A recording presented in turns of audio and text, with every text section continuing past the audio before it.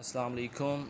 Well, the topic which I'm going to discuss that is the advent of British in the Southeast Asia. Or I'm gonna make a complete series of Pakistan affairs and the Pak studies main event for the CSS and the PMS aspirants. And hope so these all videos will be very beneficial for all of you. So the first topic which I'm gonna discuss that is the advent of British in the south east Asia कि किस तरह British जो थे उनकी आमद किस तरह हुई थी। ये तो हमने सुना हुआ है कि जी ईस्ट इंडिया कंपनी के थ्रू उनकी इंटरवेंशन हुई थी इन द सब कॉन्टिनेंट, बट उनकी महरिकात क्या थी, कैसे उन्होंने ख़ुद को स्टेबल किया। तो I am gonna discuss all of these main events very detail. Okay, so let's start. We gonna start our topic with the 16th century. ठीक है, जो 1600 था उसके अंदर हमने ये देखना है कि क्वीन एलिज़ाबेथ जो थी वो क्राउन यानी कि उन पर था। ठीक है, वो ओवरऑल सुपरविजन कर रही थी पूरी ब्रिटिश स्टेट की, जिसको हम ग्रेट ब्रिटेन कहते हैं आजकल। तो 1600 में हम देखते हैं कि एक्सपेंशन होती है ईस्ट इंडिया कंपनी की। बेसिकली ईस्ट इंडिया कंपनी का ओरिजिन कहाँ पे है, वो इंग्लैंड में है। ठीक हो गया। और उस टाइम पे एम्पीरियर कौन थे, वो जहांगीर थे। ठीक, these two points are clear to you I guess। और जो एम्पीरियर जहांगीर के उस टाइम के एडवाइज़र कह सकते हो, मुशीर कह सकते हो, या viceroy, the terminology which has to be used at that time, तो वो वायसराय की होती है। I am gonna discuss all of this कि वायसराय क्या होता था, सेक्रेटरी ऑफ स्टेट क्या होता है, गवर्नर जनरल क्या होता है। बड़े इनमें की से डिफरेंस हैं माइनर से, तो हम उसको भी देखेंगे। ठीक हो गया। तो जो एम्पीरियर जहांगीर था उसका जो वायसराय था, his name was prince Khurram. ठीक है, उसने वो गुजरात का वायसराय था and he gave the opportunity to the British East India Company to establish their factories in the era of Gujarat. ठीक, पहले emperor Jahangir was not that much convinced, वो इतना खातिर खा इस बारे में नहीं था कि वो ब्रिटिशर्स को अलाउ करे। But after seeking his own personal interest, prince Khurram जो था उसने अपने पर्सनल इंटरेस्ट को देखा and he allowed the Britishers to establish their companies. और बेसिकली जो उनकी कंपनीज़ का एट दैट टाइम पर मेन फोकस था, that was what, that was a trade. ये भी हमें पता है। यहाँ पे मैंने मेंशन किया हुआ है कि इंटेंशंस क्या थी उनकी फैक्ट्रीज़ को वो करने की। एक तो वो ये चाहते थे कि जो सेंट्रल गवर्नमेंट होगी, यानी कि सेंट्रल एम्पीरियरशिप होगी जो जहांगीर की है, वो इंटरफेरेंस ना करे उनकी इस फैक्ट्रीज़ या इस ट्रेड में। ठीक हो गया। तो जो प्रिंस खुर्रम था उसने उनको ये भी सेटिस्फाई करवाया कि जी जहांगीर जो है वो आपकी इस फैक्ट्रीज़ और इस ट्रेड प्रोसेस में अपना जो कह सकते हैं इंटरफेरेंस शो नहीं करेगा, बस you all have to pay the taxes. तो इनिशियली द मेन पर्पस जो था of the East India Company that was a sea trade. ठीक, देन क्या होता है, और बेसिकली 17th सेंचुरी में वो जो उनका एम होता है वो शिफ्ट हो जाता है। शिफ्ट कैसे होता है और कहाँ होता है, पहले अगर वो ट्रेड कर रहे थे, फिर उनका जो एम शिफ्ट हुआ वो टेरिटोरियल कंट्रोल पे आ गया। यानी कि जो टेरिटरी है, जो एरिया है, द लैंड है, और साथ साथ जो कोस्टल एरियाज़ हैं, जो बर्री और बहरी रास्ते हैं, उन्होंने उस पर अपना कंट्रोल शो करना शुरू कर दिया। कंट्रोल क्यों शुरू किया ये भी हम बताएंगे। बिकॉज़ जब दे फाइंड कि जो पॉलिटिकली इतने ये स्टेबल नहीं है, इतने ये स्ट्रेंथन नहीं है। ठीक है, क्योंकि एम्पीरियरशिप है और हमें पता है डिसेंडेंसीज के थ्रू जो आते हैं मुगलिया वज़ीर और अमीर किसी कैपेबिलिटीज़ पे नहीं लगते थे, just on the basis of their blood relations. ठीक हो गया। They found the very you can say a weak administrative power over there in the subcontinent region overall.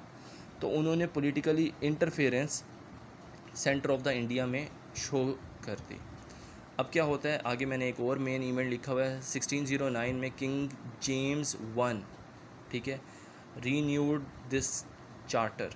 जो चार्टर बेसिकली था वो क्वीन एलिज़ाबेथ ने एक charter दिया था, यानी कि charter was basically the permission to the East India Company to establish their factories in the region of the subcontinent. Okay, अब क्या होता है 1609 में किंग्स जेम्स आ जाता है, तो वो रीन्यूड कर देता है इस चार्टर को।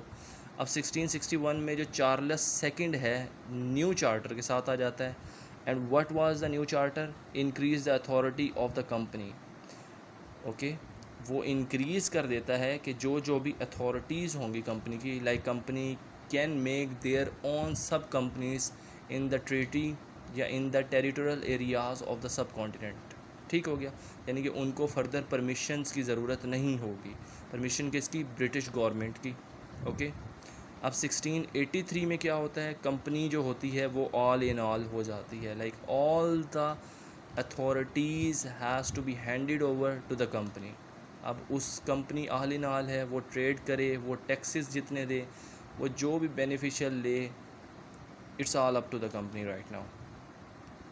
फर्दर 1698 में क्या होता है? Company want to raise a loan, because जब आपको पता है एक चीज़ की कीमत बहुत ज़्यादा हो जाती है, और जब बेसिकली तो यहाँ पर ये भी इवेंट हुआ था कि कंपनी जो है वो शिफ्ट हो रही है, कुछ उनके इस तरह के मामलात थे कि उनकी ट्रेड नहीं हो पा रही थी, तो उन्होंने बेसिकली क्या किया कि हम क्यों ना इसको सेल कर दें, but there was a no one who can meet the level of the company जो उसको परचेज़ कर सकता। ठीक हो गया।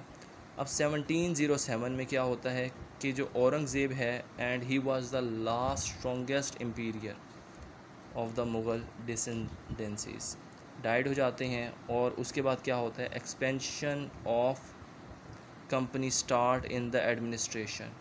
हम जब कहते हैं कि मुग़लों का जो ज़वाल बेसिकली हुआ था after the death of Aurangzeb, he was a very strong administrative person. ठीक हो गया। अब उसकी डेथ के बाद company has given his opportunity, तो उन्होंने इंटरवीन करना शुरू कर दिया डायरेक्टली राइट नाउ।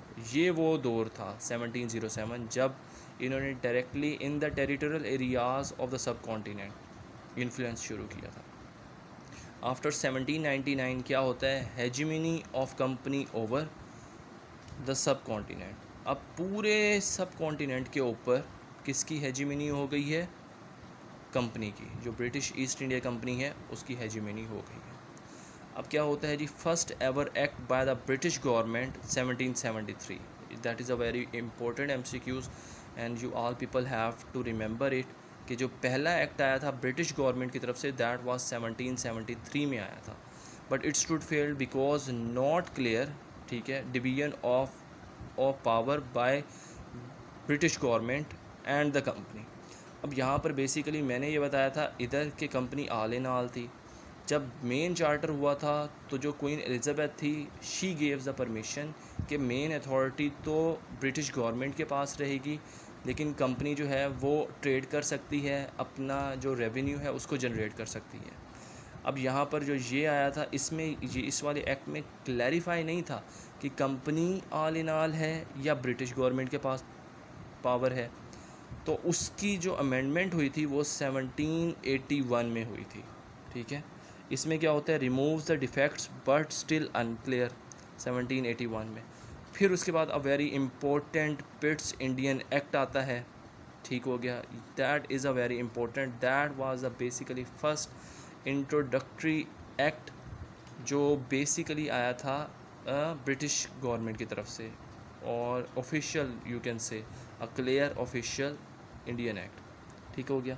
इसमें जो क्या कह रहे हैं? Supreme authority was placed in the hand of British government. Company पहले ऑल इन ऑल थी, वी कैन सी दैट, लेकिन यहाँ पर इट्स एक्ट या जो चार्टर जो आया था उसके अंदर ये चीज़ मेंशन थी कि अब जो सुप्रीम अथॉरिटी है वो किसके पास होगी? ब्रिटिश गवर्नमेंट के पास। अब 1786 में कॉर्नवेल्स जो था वो फर्स्ट गवर्नर जनरल था। एज आई सेड अर्लियर कि हम इसमें डिफरेंस देखेंगे, गवर्नर जनरल क्या होता था, उसके क्या लाइक हम कह सकते हैं मराद क्या होती थी, उसकी रिक्वायरमेंट्स क्या क्या होती थी, और वो कितना एम्पावर होता था। अब हमने ये बात की 1786 में कॉर्नवेल्स फर्स्ट गवर्नर जनरल था और first commander in chief of India. ठीक हो गया, इम्पोर्टेंट MCQs है। और जो कंट्रोल कर रहा था in 2 major states, Calcutta Madras, basically 3 major states, Calcutta, Madras and Bombay. ठीक हो गया। ये 3 मेजर स्टेट्स को ये governor general and commander in chief of the India back in 1786, ये 3 स्टेट्स इसके अंडर कंट्रोल थी। ओके, अच्छा ये फर्दर हम इसको देखते हैं कि जो 1793 में एक्ट आया था उसके अंदर क्या किया गया, एम्पावर्ड किया गया था गवर्नर जनरल को, जो मैंने आपको बताया है, और commander in chief eight that time वो यही था, ठीक हो गया। और इंडिया एंड प्रोविंसेस को एम्पावर किया गया था। एम्पावर गवर्नर जनरल के अंडर क्या आ रहा है, इंडिया एंड इट्स प्रोविंसेस, ये गवर्नर जनरल के अंडर आ गए। फिर 1800 में क्या होता है, एस्टैब्लिश ऑफ सुप्रीम कोर्ट, ठीक है, एट मद्रास। मद्रास पे एक सुप्रीम कोर्ट स्टैब्लिश की जाती है। ये मैंने एक टाइमलाइन बनाई है, these are the main events. हमने इसकी फर्दर डिटेल्स में नहीं जाना, जहाँ जहाँ डिटेल्स में जाना होगा तो वहाँ पर मैं इन डिटेल इन सब इवेंट्स को फर्दर डिस्कस भी करूँगा, ठीक हो गया। अब 1830 में क्या होता है, 1830 में sovereignty of the British over India and company was reduce to an administrative organisation. अब जो आहिस्ता आहिस्ता एक ट्रेडिंग फैक्ट्री थी वो अब कहाँ पे शिफ्ट हो गई है, एडमिनिस्ट्रेटिव पावर में। अब बैक इन 1833 में क्या हो रहा है, fully declared authority of crown. अब जो सारी की सारी ऑल इन ऑल हमने देखा था, जो कंपनी ऑल इन ऑल होती थी, अब ऑल इन ऑल कौन हो गया, क्राउन हो गया, जो वहाँ का किंग है या क्वीन है वो ऑल इन ऑल हो गई। 13 अप्रैल 1854 में क्या होता है, codification of the laws of India, ठीक हो गया। देन 1853 में क्या हो रहा है, authority of the company reduced again. अब रिड्यूस क्या से हुई है, reduce the number of directors, जो इसमें नंबर ऑफ डायरेक्टर्स थे, फ्रॉम 24 टू 18, 24 से 18 हो गए। And by introducing 6 nominees of the British government, यानी कि जो जो अब ब्रिटिश गवर्नमेंट जो थी वो अपने अपने नॉमिनीज़ को यहाँ पर सिलेक्ट करके भेज रही थी ग्रेजुअली, ठीक हो गया। 1856 में क्या होता है, कंपनी कंट्रोल्ड द एंटायर सब कॉन्टिनेंट एक्सपेक्ट प्रिंसली स्टेट्स। जो प्रिंसली स्टेट्स थी उनके अलावा सब पर कंपनी जो थी वो उसका कंट्रोल हो गया था, ठीक है। अब ये 1856 तक हमने इस टाइमलाइन को डिस्कस किया है। एज़ वी नो 1857 में वार ऑफ इंडिपेंडेंस हुई है। मैंने इसको इसलिए आगे क्योंकि ये एक कंप्लीट टॉपिक है अलग से कि 1857 में वार ऑफ इंडिपेंडेंस हुई थी, उसके बाद कौन कौन से एक्ट्स आए थे, क्या क्या चेंजेस आए थे इन द पॉलिटिक्स ऑफ सब कॉन्टिनेंट और in the administrations of the सब कॉन्टिनेंट, के क्या क्या स्ट्रक्चर्स चेंज हुए थे इन ओवरऑल सब कॉन्टिनेंट के, और एडमिनिस्ट्रेटिव पावर्स किस तरह डिस्ट्रीब्यूट हुई थी, फेडरल कैसे बना था, ओवरऑल जो भी पार्लियामेंट्री एंड प्रोविशनल हम देखेंगे, एक फेडरल गवर्नमेंट और प्रोविंशियल गवर्नमेंट वो किस तरह फॉर्म में आई थी, और उसका ड्रिवन किस तरह हो रहा है, वो सारे का सारा इन अपकमिंग वीडियोस हम इसको डिस्कस करेंगे। अगर आपको इन नोट्स का पीडीएफ चाहिए हो तो you must have to comment below and I'm gonna provide the snapshots of these papers inshallah. Thank you so much.